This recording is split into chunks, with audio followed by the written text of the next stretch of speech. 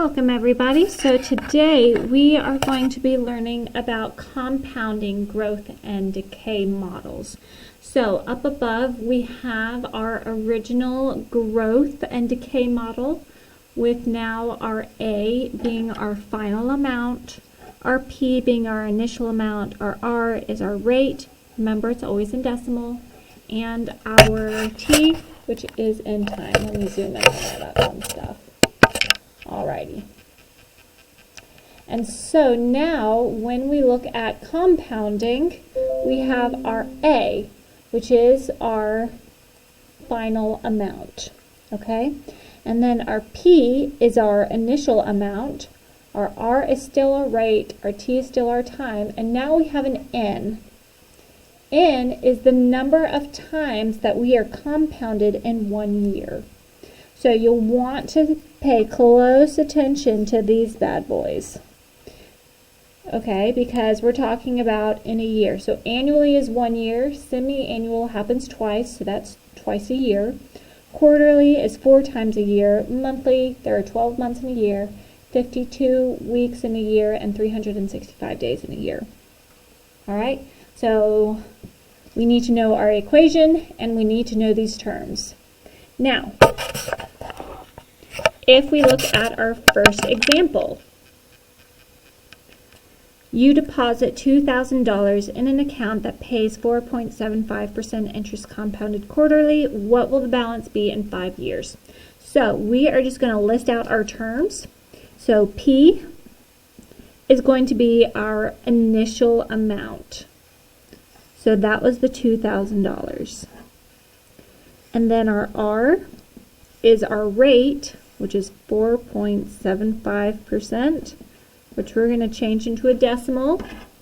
If you don't remember how to change into a decimal, here we go. So remember, we would type in 4.75, we press the second button, and then we press this button right here to give us our percent. We press enter, and it gives us our decimal form. So that would be 0.0475. And then our T is 5, because it says 5 years. So now the only thing new is our N, and that is what happens after the word compounded. So whatever happens after this word, that's what our N is. Since it says quarterly, quarterly is 4. So that means our N is equal to 4. So now we're just going to write it exactly as we see it.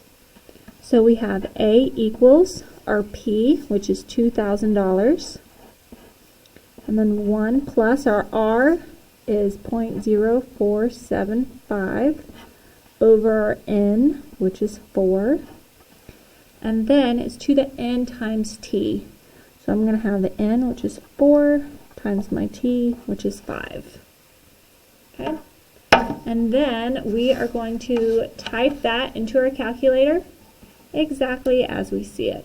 So I have 2,000, parentheses, 1 plus the N divided by D button.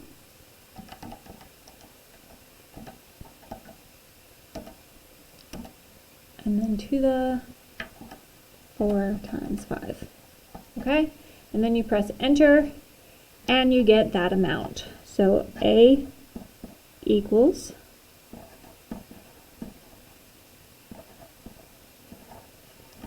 alrighty. We doing okay with that? Alright, oh right, 60.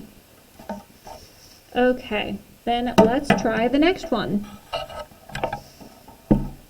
So we deposit $2,000 into an account that pays 3.75% interest compounded monthly. What will the balance be in 5 years? Okay, so our P is our initial amount, which is our $2,000. Our rate is 3.75%, which is 0.0375. Our T is 5, because 5 years, and our N says compounded monthly. So monthly means 12. So now we can write our equation. A equals 2,000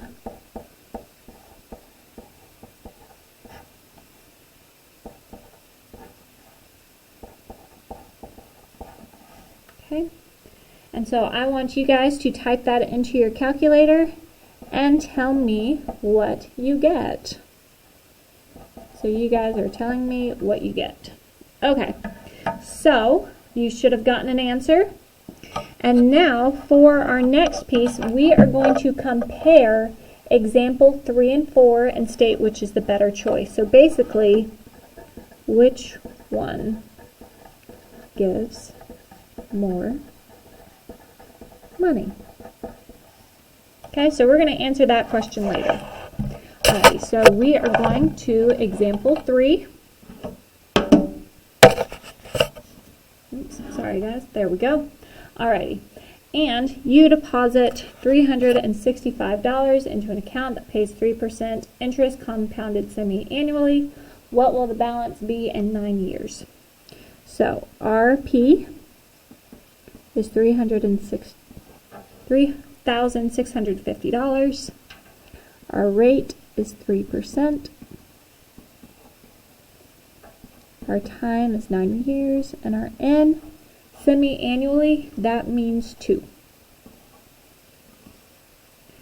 So then we have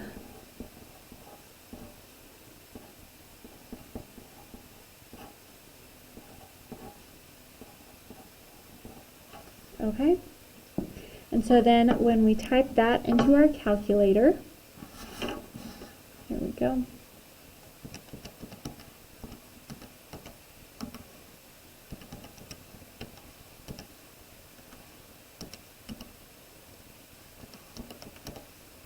We are going to get 1.79. Okay, so we have $4,771.79 for number 3. And then in 2010, we deposit $1,500 into an account that pays interest annually. What's our balance now? Okay, so for P, we have $1,500, and then our rate is 6.5%. This time our N, it says compounded annually, so that's going to be 1. And then for our T, it says, what's the balance now? Well, what year is it? It's 2019. So how much time is in between 2010 and 2019?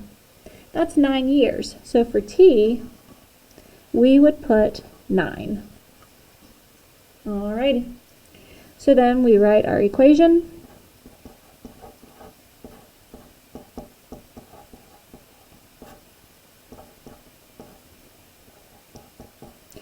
And now you are going to get an answer, so go ahead and type in that answer right now. Okay? And now that you have submitted your answer, I want you to tell me which one has more money. Okay, so go ahead and tell me which one. Great. All right, so hopefully you have submitted all of that information. So now we are going to work on example 5. In example 5, you deposit $4,000 into an account that pays 5% interest compounded quarterly. And what will your balance be in 2024? So, deposit $4,000, so that's our initial, our principal, and our rate is 0.05. Our N, so it says compounded quarterly, so that is 4 times a year. And now for time, you deposit $4,000 into an account. So it's assuming that we deposited it this year, okay? So what will the balance be in 2024? Well, how many years are in between 2019 and 2024? There are 5 years. So our equation is A equals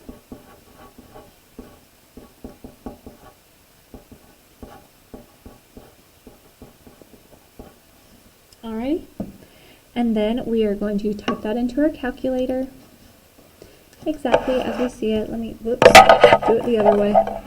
Wow. There is so much happening right now. Alright, whatever. You guys can type it into your calculator, just like I am doing.